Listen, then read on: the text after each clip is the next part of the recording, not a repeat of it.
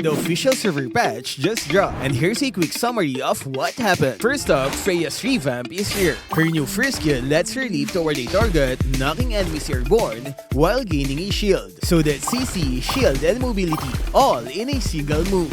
Her second skill now focuses purely on damage. It strikes enemies and comes with a small dash. It has no cooldown, but each cast consumes 2 Sacred Orbs. With 6 orbs, you can use it 3 times in a row. Her ultimate dives toward the target area, dealing damage and slowing enemies. After landing, she enters Valkyrie state, enhancing her basic attacks with bonus damage, heal per hit, and splash effects. Her passive stores up to 6 Sacred Orbs. You gain orbs through basic attacks or while out of combat, and using an orb gives your next basic attack 100% attack speed. For example, if I cast my second skill twice, my next 4 basic attacks will gain 100% attack speed. That's because I consumed 4 orbs. And that's basically the gist of Freya's Revamp. The crowd control from her old skill 2 is gone, but it's now part of her first skill along with the shield. Compared before, she's a bit slower now. So what can our Freya users say about her revamp? Good, bad, or just right? Next we have Hilda, and there has been some skill switching. Her passive now gives her an enhanced basic attack when she enters a bush. This effect has a 6-second cooldown. Her first skill on the other hand grants shield and movement speed when used. No more enhanced basic attack. So basically, they switch the shield and enhanced basic attack between the 2 skills. That means she won't gain a shield when she enters a bush, only the heal effect. On top of that, her passive defense reduction is lowered by 1%. Skill 2 now swings faster, and her ultimate now locks on more easily thanks to an increased pursuit range. Next is Xavier, and his transcendent system has been simplified. Stage 1 and 2 effects are gone, only the third stage remains. In exchange, each skill hit now grants movement speed, and each enemy hit adds 1 transcendence charge. So if his first skill hits 3 enemies, he instantly reaches stage 3. To balance this, his skill widths are now the same, regardless if it's normal or transcendent state. I think this is just right. No more managing stages. Just focus on hitting enemies and building charges.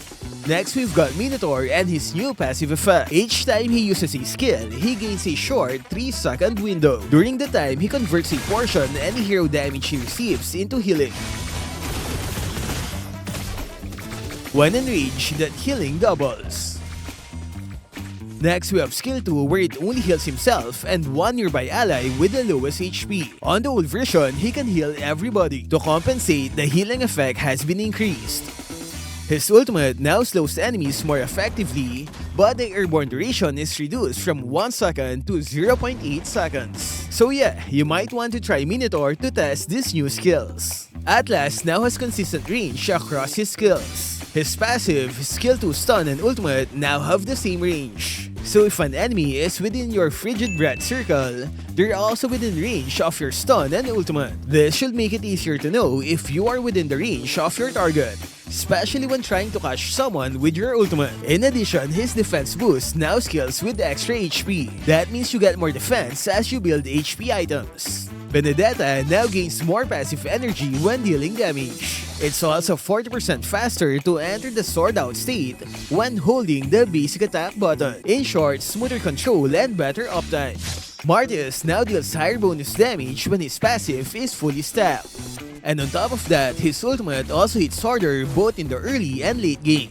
Plus, Sky Piercer can now contribute to activating his ultimate kill indicator. You're getting a stronger and more accurate Martis on this patch. Balmond's new look has arrived on official server. Additionally, his first skill now reduces the target's physical defense by 40% for 3 seconds. Yes, 40% physical defense. That's huge. The slow effect is weaker, but it now lasts longer. Will we see another Balmond meta?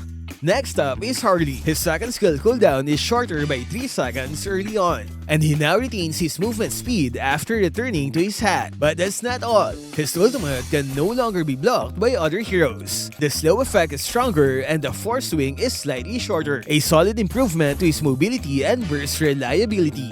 Next is Faramis. His second skill now costs less mana, but the big change is his ultimate where they've removed its force swing. That means no more unnecessary pause after activating the skill. This small change makes his team fights feel smoother.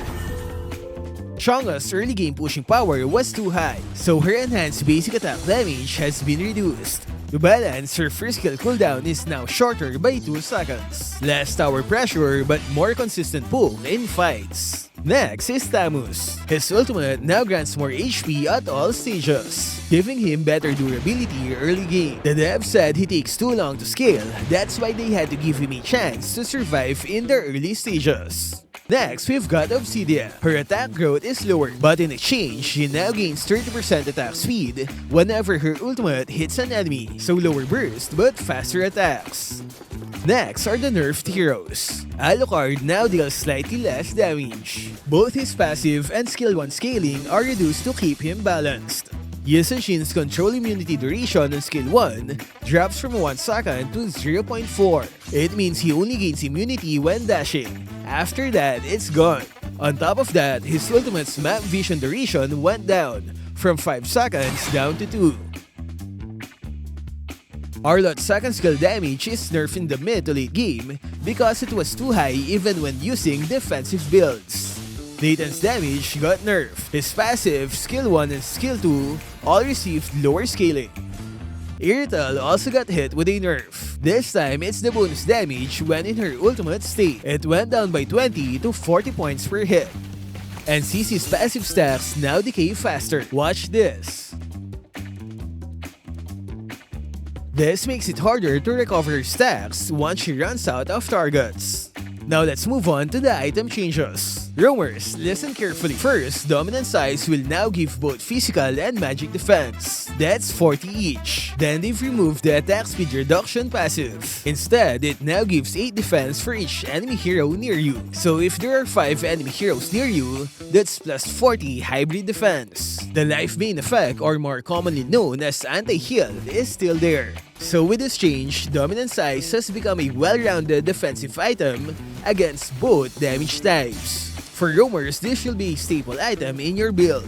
Next is Guardian Helmet. It now has a new passive that reduces excess damage above 500. The more HP you have, the stronger the damage reduction is. The automatic healing effect is still there, but they've removed the in-combat heal. That means you'll only receive the heal effect if you are out of combat. So basically, it's the old Twilight Armor passive plus Guardian Helmet combined. And speaking of Twilight Armor, it has been removed and replaced with a new item called Chastise Pauldron. Chastise Pauldron is a new item that reduces the attacker's attack speed. Yeah, just like the old Dominant Size passive.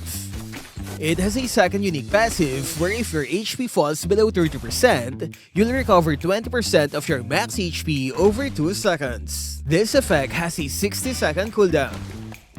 So Dominant Size still has Life Bane, Guardian Helmet is anti-burst, and Chastise Pauldron is the new anti-attack speed item. And that's all for this official server update. With its reworks and adjustments, the meta's bound to shift again. Is it already tank meta season? Which hero do you think will rise to the top? And who's worth banning first? Let me know in the comments. And thank you for watching.